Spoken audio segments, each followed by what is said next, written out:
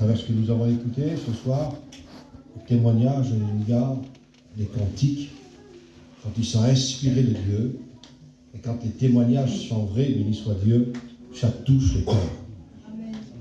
Écoutez, ça touche tellement le cœur qu'un enfant, je pense que c'est sa fille, quand il a témoigné, ça a touché certainement le cœur de cet enfant.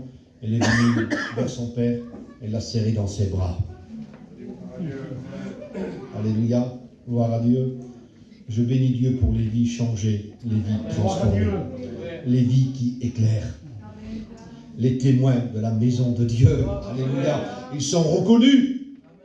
Même ce n'est pas vu des hommes, on est reconnu de Dieu. Gloire au Seigneur. Béni soit Dieu, alléluia, pour sa parole qui va être prêchée et tout ce qui a été fait. Écoutez, un frère, il a chanté un cantique tout à l'heure, et puis il y a un mot, je ne sais pas pourquoi, mais ça a percuté mon cœur. Ce cantique disait « Tu m'aimais avant que je sois ». Écoutez, je ne sais pas si pour certains vous arrivez à réaliser le mot de ce cantique « Tu m'aimais avant que je sois ». Il faut dire en vérité devant Dieu, comment pourrons-nous aimer quelqu'un si on ne le voit pas?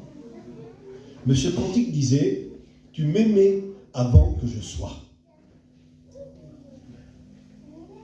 Et comment que Dieu pourrait t'aimer avant même qu'il te crée? Le Seigneur mettait ces pensées dans mon cœur. Tu vois, Gino, avant que je crée l'homme, je l'ai imaginé. Et dans ma imagination, je tombais amoureux de lui.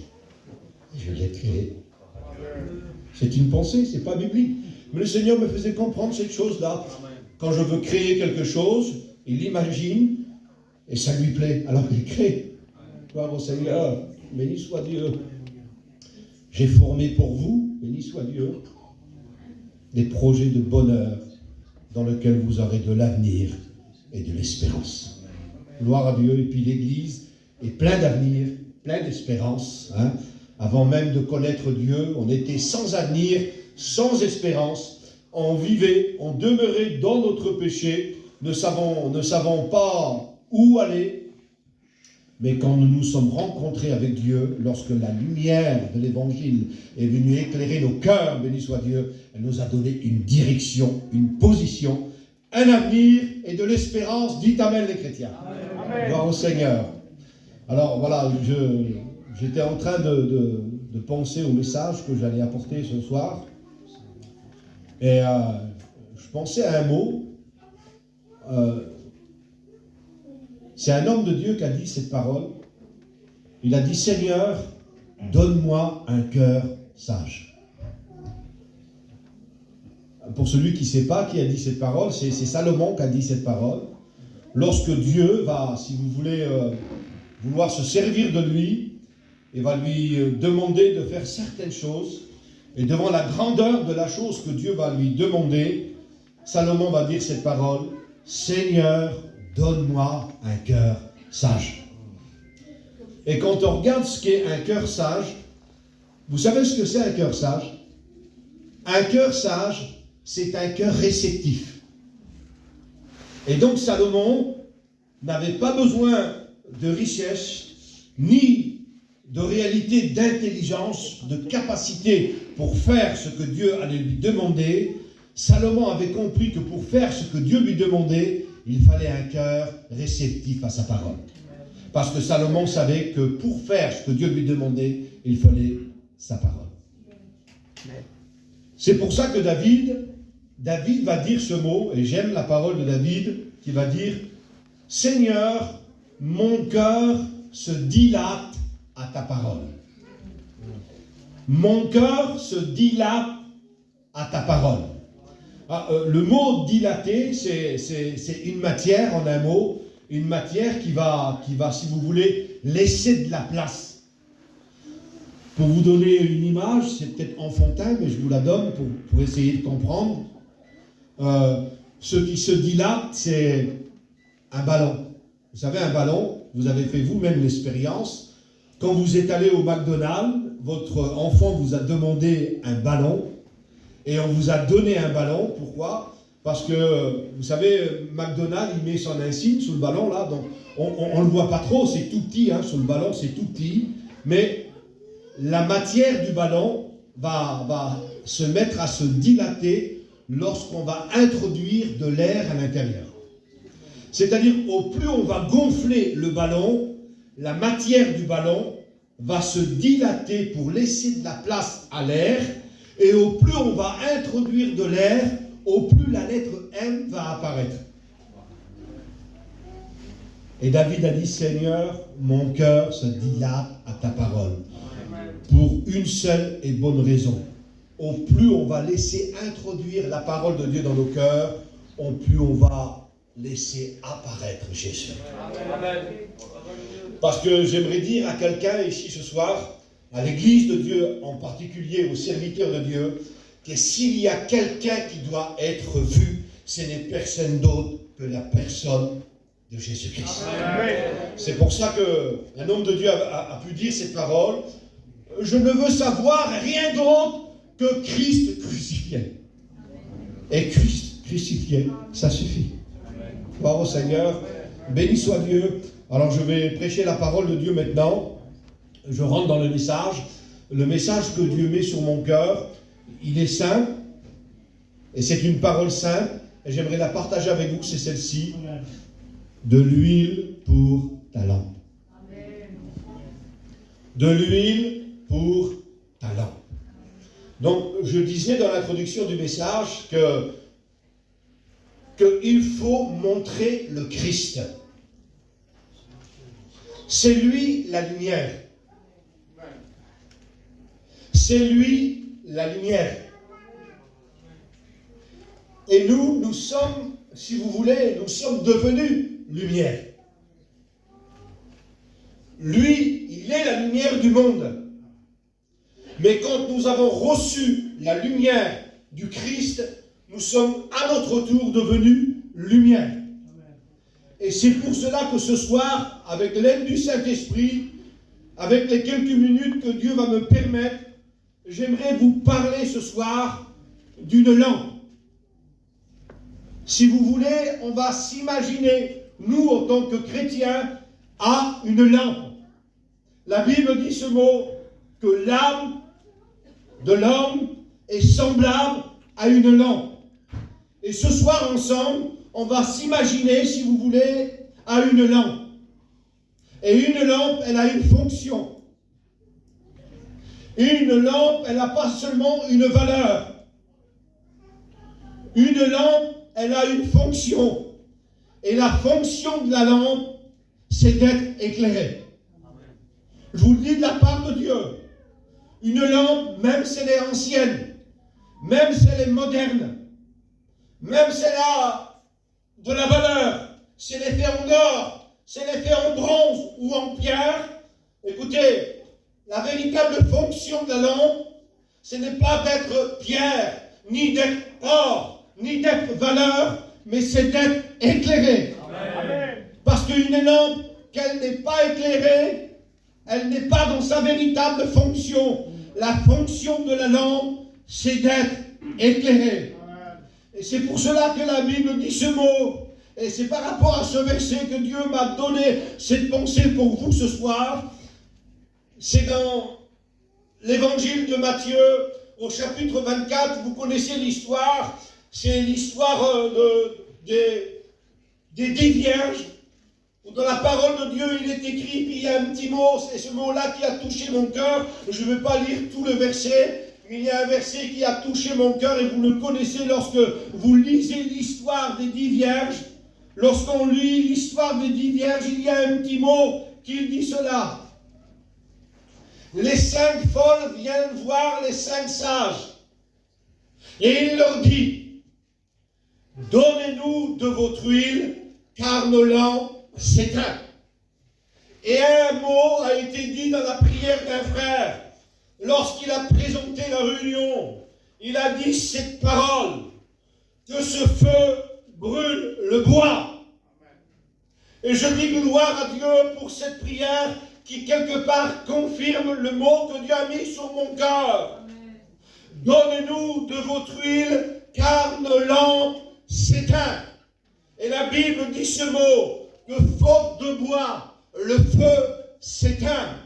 Et que Dieu permet, à travers le ministère que Dieu choisit ce soir, que Dieu a établi dans cette église, que nous soyons, béni soit Dieu, que nous soyons, béni soit Dieu, ce feu par le moyen du Saint-Esprit, pour pouvoir déposer sur votre bois, pour que votre bois continue à brûler. Parce que la Bible veut que ce feu continue à brûler. Et pour que le bois brûle, il faut du feu. Et la parole est pour nous. La parole est pour nous. Ce feu qui va permettre de continuer à brûler, de continuer à éclairer, parce que nous sommes les lampes choisies de Dieu pour éclairer ce qu'il y a autour de nous.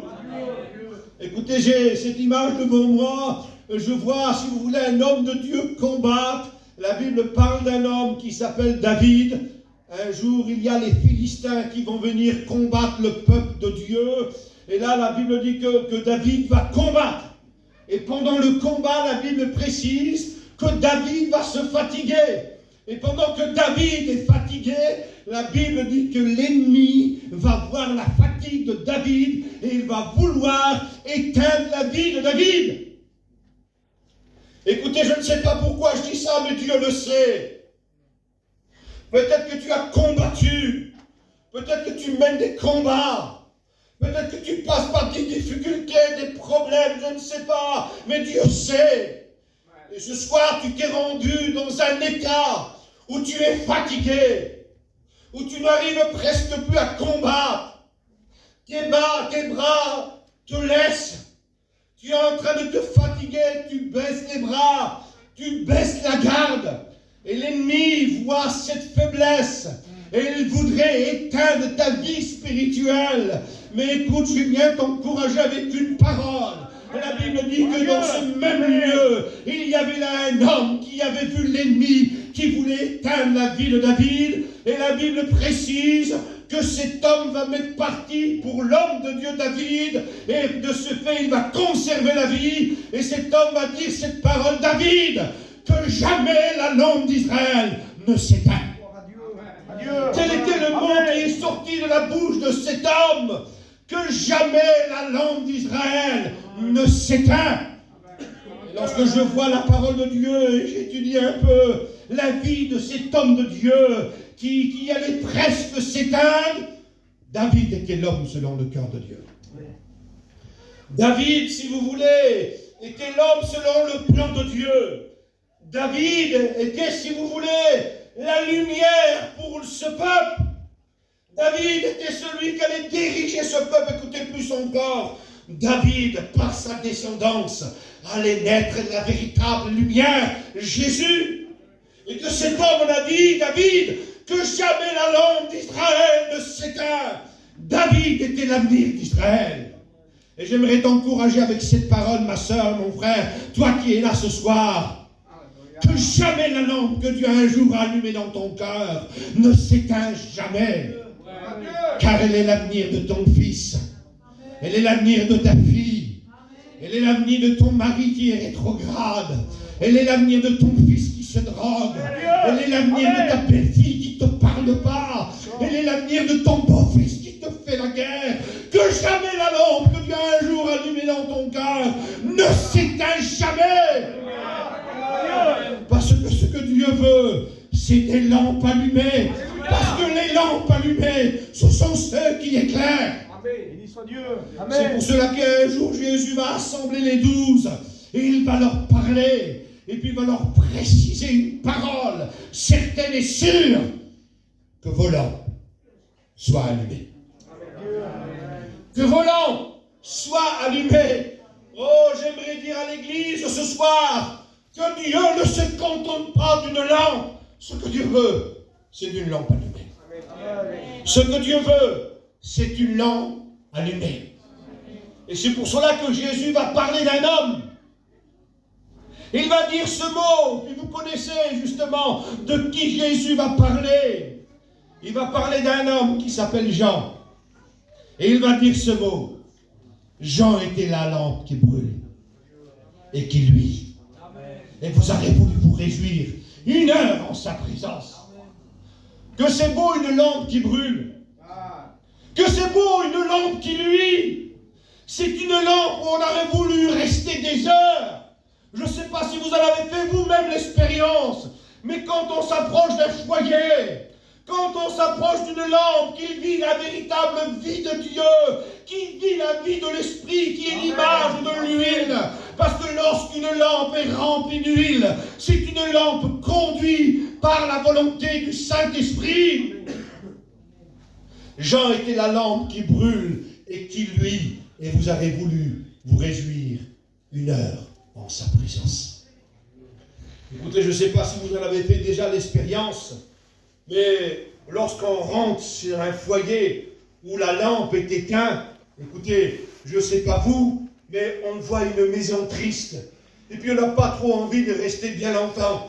Mais quand on rentre dans un foyer où on voit véritablement la vie de Dieu, eh bien on aimerait y passer des heures, parce que ce foyer nous éclaire.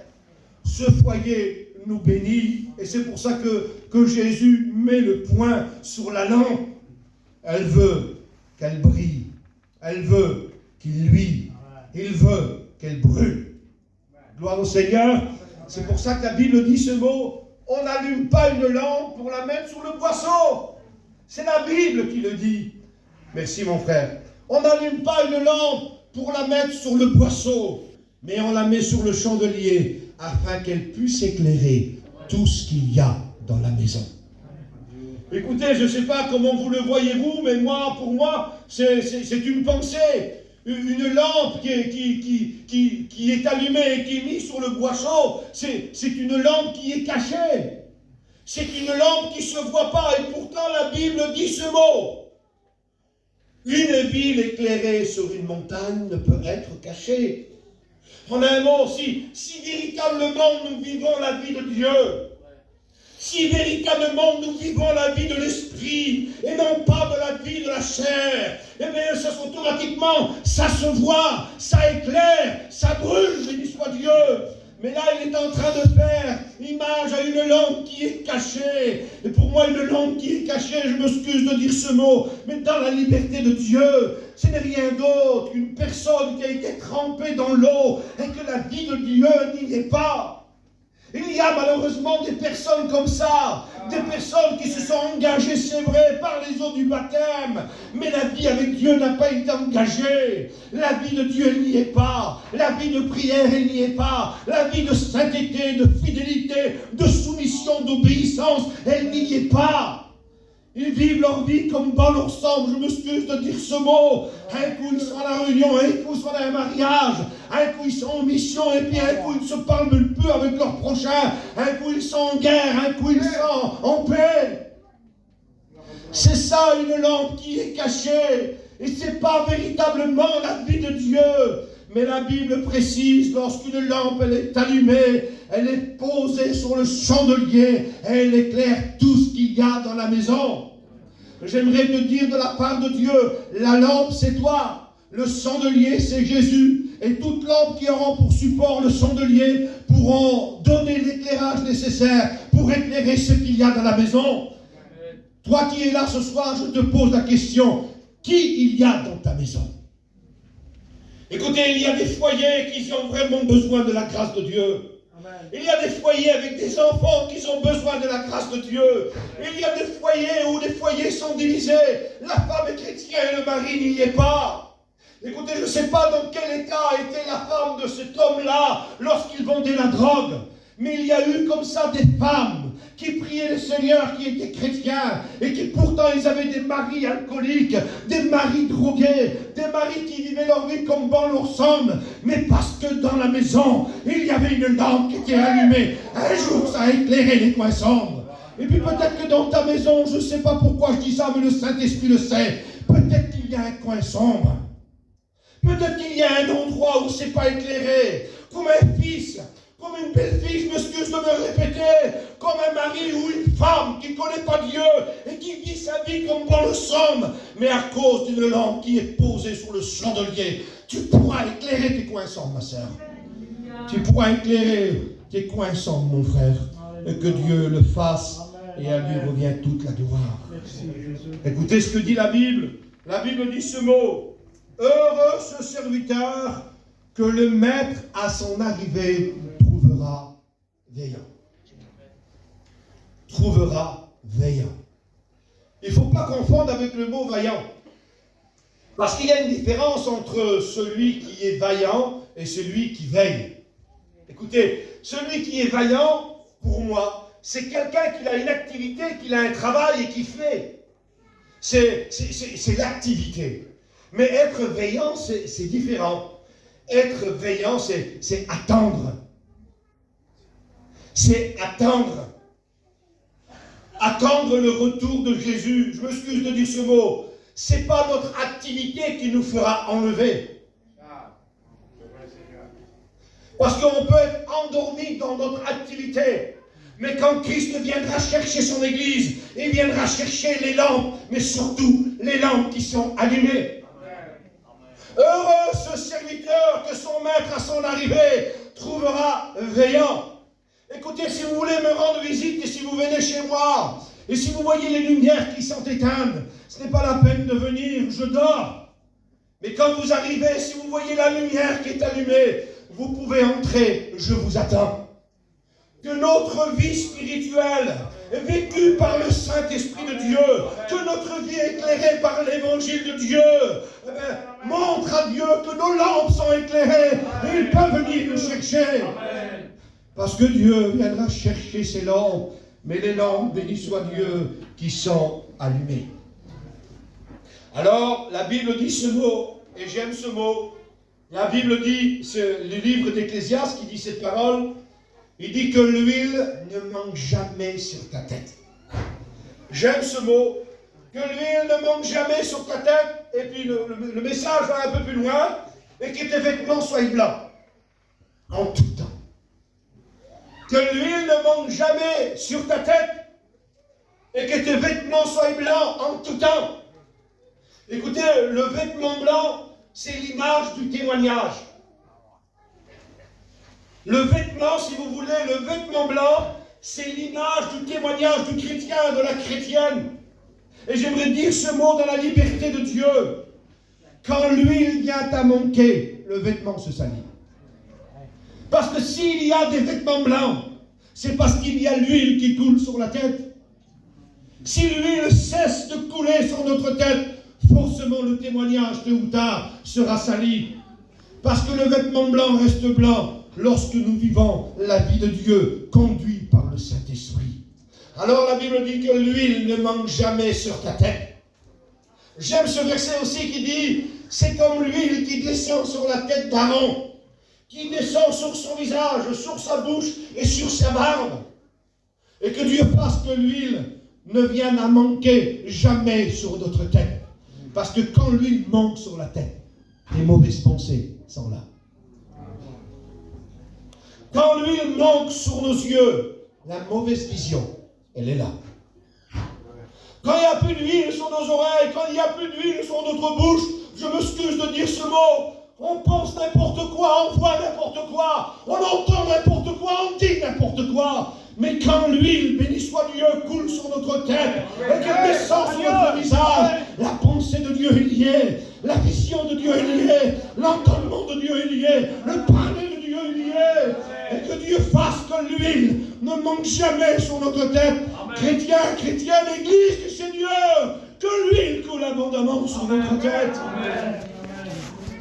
La Bible dit aussi ce mot, j'aime ce passage de la parole de Dieu, ça se trouve dans l'Ancien Testament, c'est dans le livre d'Exode, au chapitre 27, il va dire ce mot, de l'huile pure. De l'huile pure. Écoutez, c'est l'Éternel Dieu qui va faire une demande à un homme de Dieu.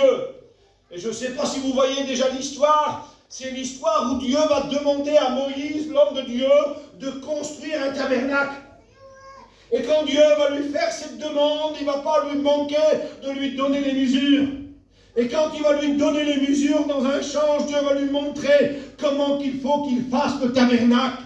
Et dans le tabernacle, Dieu a demandé à ce qu'à l'intérieur, on y met une lampe. Et dans cette lampe, il fallait de l'huile. Et selon la Bible, cette lampe ne devait jamais s'éteindre.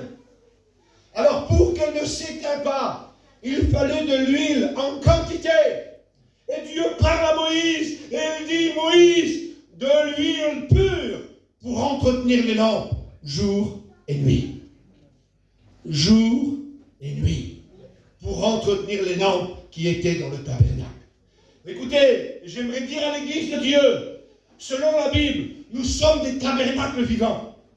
Et dans ce tabernacle, Dieu a allumé un feu. Et ce feu doit être entretenu. Jour et nuit. Dans les bons jours comme dans les mauvais jours. Mais pour les bons jours et les mauvais jours, selon la Bible, il faut de l'huile pure. De l'huile pure. Est-ce qu'il existe de l'huile impure? Alors je me fais l'image pour voir comment qu'on peut avoir de l'huile. Et quand je m'imagine, je vois des olives écrasées par des pierres. Et quand ces pierres quand les pierres vont écraser les olives, eh bien, il va en extraire de l'huile. Mais l'huile qui sort, c'est toujours de l'huile pure. Jamais de l'huile impure. Alors comment se fait-il qu'il pourrait exister de l'huile impure? Parce que la Bible précise, dans le livre des Nombres, il est écrit que les vases qui étaient découverts, aux yeux de Dieu, ils étaient impurs. Pour comprendre un peu mieux, lorsqu'on mettait des choses dans des vases qui étaient consacrés pour le tabernacle, par exemple de l'huile, eh bien il fallait que ces vases soient scellés avec des peaux d'animaux. Il fallait les couvrir, les fermer. Et si, par malheur, un vase était découvert, il était inutilisable, impur aux yeux de Dieu. Mais pourquoi, Seigneur? Et lorsque je lis un petit peu la Bible, plus loin dans le livre d'Ecclésiaste, je m'aperçois où il est écrit quelque part que les mouches mortes infectent et font fermenter l'huile. Ça voudrait dire par là que quand un vase est découvert, même si l'huile est pure, à cause de la poussière qui vient se mêler à l'intérieur, et à cause des mouches qui viennent et tombent dedans et meurent à l'intérieur, écoutez, cette huile va se mettre à fermenter. Et quand elle va se fermenter, mêlée à la poussière, elle va, si vous voulez, se mêler à de l'eau. Et si l'huile était mêlée à de l'eau avec de la poussière et des insectes, si par malheur on s'en servait pour allumer les lampes, écoutez, quand la mèche imprégnait l'huile mêlée à de l'eau, si le sacrificateur la démarrait, elle avait du mal à s'allumer. Il aurait beau essayer à l'allumer, elle ne s'allumait pas. Et si par bonheur elle s'allumait, mais d'une couleur qui n'était pas trop agréable à voir. Écoutez, une lumière qui était de couleur un peu bleu-violet. Une couleur qui ne donnait pas trop, qui attirait le regard.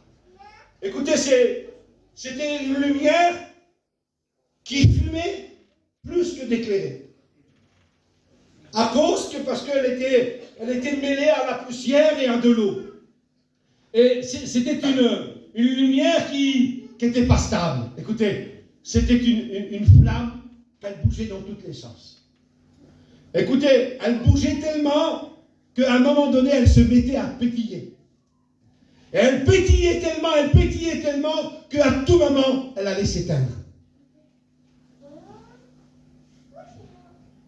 Pour dire quoi? Lorsque la vie de Dieu est mêlée à la vie du monde, on aura du mal à démarrer. On ne pourra pas. Ça sera dur.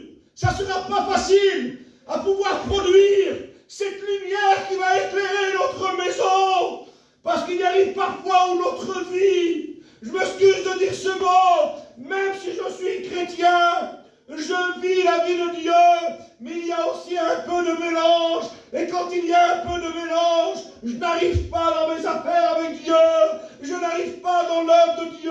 Ça ne prospère pas, ça ne marche pas, ça ne réussit pas. J'arrive pas trop à éclairer. Je suis pas stable. Un coup je viens à la réunion, un coup je viens plus. J'ai du mal à éclairer. Je menace de m'éteindre.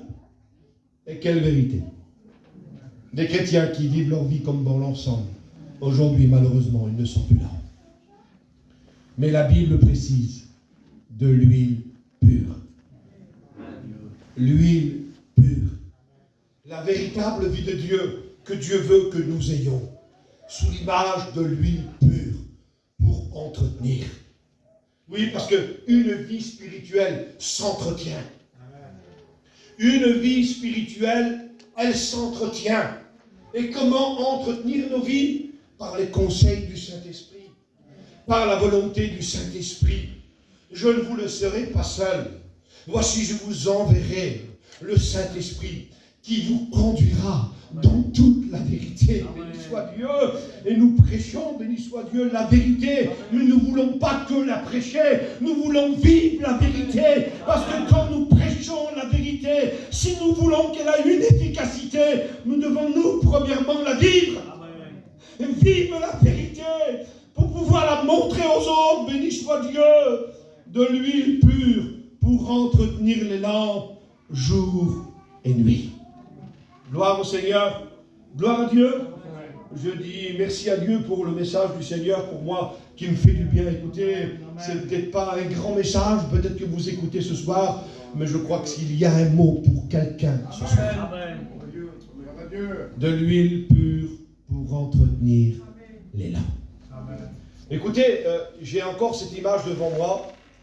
Je vois les 5 sages et les 5 folles quand il y eut un cri. Voici l'époux. Il y eut un cri. Voici l'époux. Allez à sa rencontre. Et la Bible précise que les 5 folles, comme les 5 sages, ils se réveillèrent, et bizarrement c'est le même mot. Ils entretenèrent leur lampe.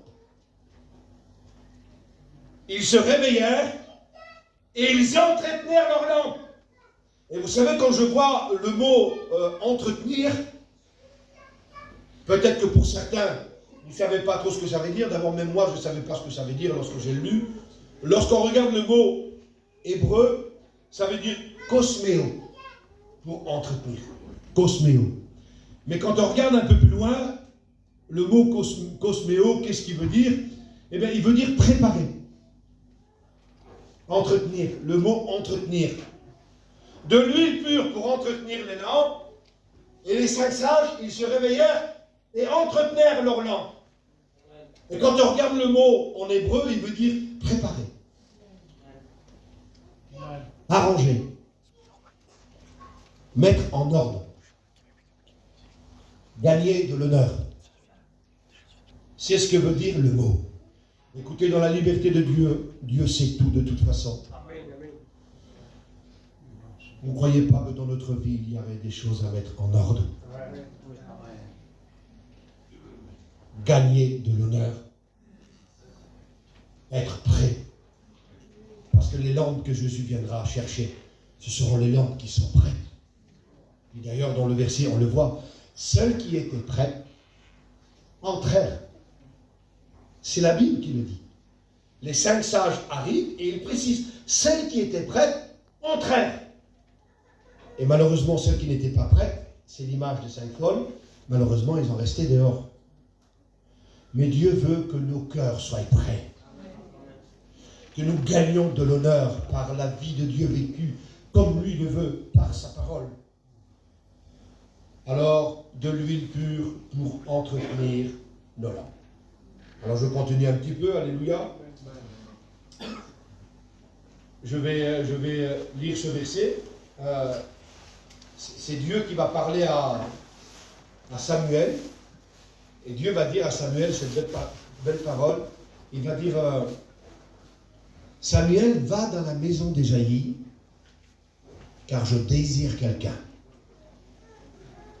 Va dans la maison d'Ésaïe, car je désire quelqu'un. Écoute, je ne sais pas pourquoi je te dis ça, mais j'aimerais te dire de la part de Dieu que du haut de son ciel, Dieu regarde sur ton foyer. Et dans ton foyer, je ne sais pas combien vous êtes dans le foyer, mais il y a quelqu'un que Dieu désire. Il y a quelqu'un que Dieu choisit. Il y a quelqu'un que Dieu sélectionne. Il y a quelqu'un que Dieu veut qu'il soit cette lampe, afin qu'il puisse éclairer le reste de la maison. Alors il va lui dire ces mots. Samuel, remplis ta corne d'huile et va. Remplis ta corne d'huile et va. Et c'est le conseil que j'aimerais me donner à moi ce soir, même serviteur de Dieu, et puis aussi à l'Église, avant de faire quoi que ce soit, avant de dire quoi que ce soit, avant d'essayer de faire quoi que ce soit, remplissons nos lampes d'huile et allons. Dit de la part de Dieu. Parce qu'écoutez, devant un fils, l'autorité d'un père ne suffit pas. Devant une fille, la gentillesse d'une mère ne suffit pas pour pouvoir les convaincre. Je te le dis de la part de Dieu. L'autorité du père ne suffit pas pour convaincre. Ce qui convaincra un cœur, béni soit Dieu, c'est une parole poussée par le Saint-Esprit. Oh, que Dieu fasse que nos paroles soient assaisonnées de grâce, assaisonnées de sel, accompagnées par le Saint-Esprit pour pouvoir parler à nos enfants. Que tu puisses parler à ton mari, parler à ta compagne. C'est pas toujours facile, c'est vrai. Mais lorsque ta lampe est remplie d'huile, béni soit Dieu, et lorsque les paroles soient poussées, la Bible dit ce mot, que c'est poussé par l'Esprit, que des hommes ont parlé. Et pour parler par l'Esprit, il faut que nos lampes soient remplies d'Esprit. Écoutez, c'est simple. On ne peut éclairer si nous-mêmes, on n'est pas éclairés. On ne peut remplir les autres si nous-mêmes, nous ne sommes pas remplis. Il faut que la parole de Dieu nous remplisse. Tu vois d'huile ma tête, Seigneur, et ma coupe déborde. Nous devons plus que d'être remplis. Nous devons déborder. Parce que remplir, même si on est rempli, c'est à notre mesure, c'est personnel, c'est pour nous. Mais quand ça déborde, c'est pour ceux qui sont autour. Gloire à Dieu pour ta vie qui est bénie, mais Dieu n'a pas pensé qu'à toi.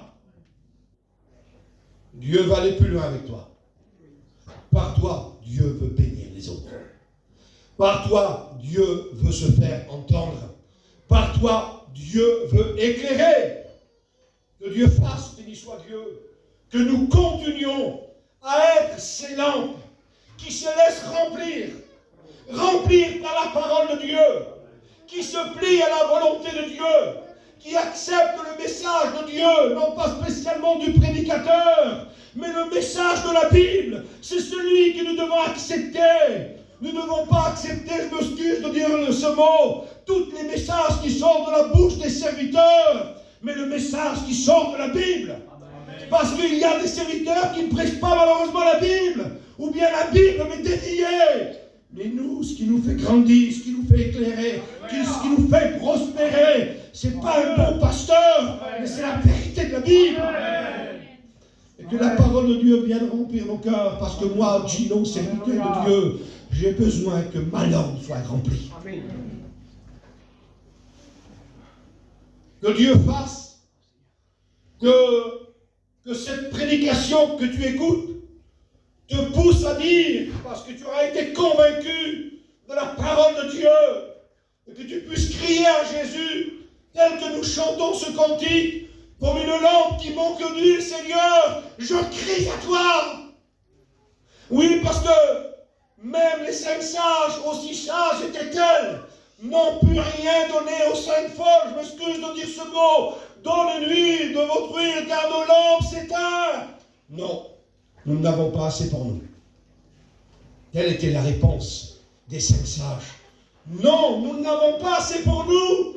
On a un mot, même celui qui est assis à côté de toi, aussi gentil qu'il est, ne peut rien pour toi. Celui qui peut quelque chose pour toi, c'est Jésus. C'est celui qui descend de son ciel avec un vase rempli d'huile pour remplir les lampes qui vont se reconnaître ce soir. Une lampe qui est à moitié vide, je m'excuse de dire ce mot. Une lampe qui menace de s'éteindre n'est pas une lampe à mettre de côté, non. Je n'éteins pas le petit luminant qui fume encore de la parole de Dieu. Dieu veut remplir. Peut-être que dans cette année, je ne sais pas pourquoi je dis ça, tu as beaucoup éclairé, parce qu'une lampe, quand elle éclaire, elle consomme aussi de l'huile. Et nous avons besoin de se renouveler en Dieu. Nous avons besoin d'être ressourcés. La Bible dit que les bontés de l'Éternel se renouvellent chaque matin. Et puis peut-être que ce soir, je ne sais pas pourquoi je dis ça, mais peut-être que tu as besoin d'être renouvelé. Renouvelé dans les dons spirituels que tu as non pas perdus, mais que tu as négligés. Renouvelé peut-être dans la prière. Peut-être que tu manques d'huile sous forme de prière. Tu n'es plus la femme qui intercédait pour ton mari. Tu n'es plus l'homme qui priait pour tes enfants. Tu t'es lassé parce que tu n'as pas vu la prière aboutir. Tu n'as pas vu l'accomplissement de la prière que tu faisais. Mais Dieu te dit ce matin, ce soir, continue. Amen. Continue. Amen. N'abandonne pas. Ne ralentis pas. Continue. Béni soit le Seigneur. Remplis ta corne d'huile et va. La Bible dit aussi ce mot. Ta parole, Seigneur, est une lampe à mes pieds et une lumière sur mon chantier. Écoutez, vous comme moi, nous avons besoin de sa parole. Sa parole à nos pieds, c'est avoir une lumière devant les pièges du diable que tu as mis devant nous. Pourquoi, je m'excuse de dire ce mot, tant de personnes, tant de baptisés tombent? Pourquoi, Seigneur? Pourquoi ils ont tombé? Parce qu'ils n'ont pas vu le piège du diable. Et pourquoi ils ne l'ont pas vu? Parce que la lumière n'y était plus. Parce que l'huile venait à manquer. Et de ce fait, on pouvait pouvoir ce que le diable aurait mis devant nous. Mais quand la parole de Dieu et l'image de cette lumière devant nos pieds, elle peut nous produire l'éclairage pour voir les pièges du diable et pour pouvoir les éviter et continuer à rester debout. Amen. Dieu nous appelle à rester debout et continuer à éclairer nos familles qui ont besoin de la grâce de Dieu. Écoutez, je crois ce soir que c'est un message pour toi, Église de Dieu. Nos amis ont besoin de la grâce de Dieu, c'est vrai. Mais notre Église a besoin aussi de la parole de Dieu. Et puis écoutez, nos amis qui ont besoin d'être sauvés, ne t'inquiète pas pour eux, Dieu a un plan pour eux. Mais Dieu, il s'intéresse à toi ce soir. Dieu veut te bénir, Dieu veut te remplir, Dieu veut te donner cette huile qui va te permettre à continuer à éclairer. De l'huile, Seigneur, s'il te plaît, ta parole, une lampe à mes pieds et une lumière sur mon chantier. Alors écoutez, on est souvent bénis pour la lumière qui est à nos pieds. C'est, vous voulez, l'image de la présence de Dieu. Nous sommes bien en Dieu, c'est vrai. Ta parole, Seigneur, elle est là. Je suis béni, Seigneur. Je suis heureux, je suis sauvé. Mais parfois, on est inquiet pour l'avenir.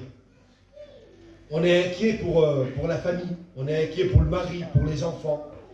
Et puis ça nous pousse des fois, je m'excuse de dire ce mot, à dire des paroles des fois un peu déplacées. Lui là, jamais viendra Dieu.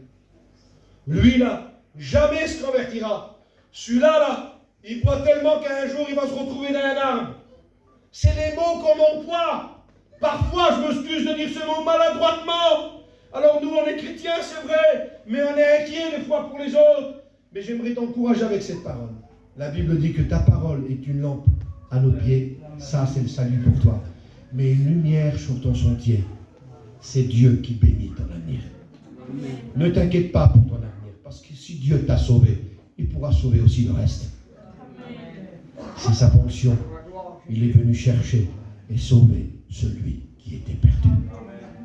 Alors je termine avec ce mot. Écoutez ce que dit la parole de Dieu, selon le livre de Job. Dieu me gardait quand sa lampe brillait sur ma tête. Dieu me gardait quand sa lampe brillait sur ma tête. Écoutez, je lance ce mot à tous ceux qui veulent être gardés, à tous ceux qui veulent prospérer, à tous ceux qui s'attendent à un miracle, à tous ceux qui espèrent la bénédiction, à tous ceux qui veulent grandir, à tous ceux qui veulent guérir, béni soit Dieu, que cette lumière reste éclairée. Que cette lumière reste éclairée. Alors, Dieu me guidait, Dieu me gardait quand sa lampe brillait sur ma tête, et sa lumière me guidait dans les ténèbres. Et sa lumière me guidait dans les ténèbres. Église du Seigneur, vous le savez comme moi, nous vivons dans un monde de ténèbres. Mais sa lumière, sa parole, n'ayez pas peur. Il y a un cantique qui dit que ta parole me rassure. Nous pouvons être rassurés par sa lumière, par sa parole, parce que sa parole, elle nous guide. Sa parole nous conduit. Sa parole nous garde. Sa parole nous enseigne. Sa parole nous reprend. Béni soit Dieu si sa parole nous reprend. Si elle nous reprend, c'est pour faire du bien. Vous savez, Dieu est celui qui connaît tout. Et il connaît tout de moi et de toi. Et rien lui est caché. Je termine avec ce mot et je m'arrête. Écoutez ce que dit la parole de Dieu. Donnez-nous de votre huile car nos lampes s'éteignent. Non, nous n'avons pas assez pour nous. Donc ils n'ont pas pu leur donner ce qu'ils avaient besoin. Mais quand même, il y a une solution. Et la solution est celle-ci. Allez donc vous en acheter. Donc quelque part, il y avait une solution. Alors les 5 sages vont rentrer. Et quelques instants plus tard, dit la Bible, les 5 folles vont vouloir aussi entrer. La Bible dit qu'ils s'approchent de la porte. Ouvre-nous! Et le portier, la réponse, je ne vous connais pas. Comment ça? Mais si, on était là avec eux là. Ceux qui viennent rentrer maintenant là, les 5 sages là, on était avec eux. On était ensemble. On a veillé ensemble. On a préparé nos lampes ensemble. On était à la réunion ensemble. On a pris le culte ensemble. On a donné notre dîme ensemble. On était là. On était là. On était avec eux. Je vous connais pas.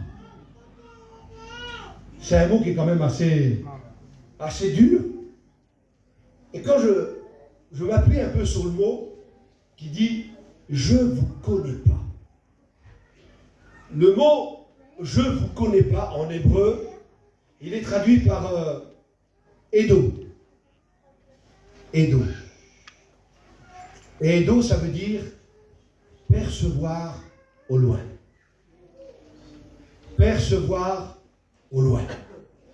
Alors en un mot, si on changerait la parole du verset, c'est pas « je vous connais pas », mais ça pourrait être, selon la traduction hébreu, « je ne vous vois pas ».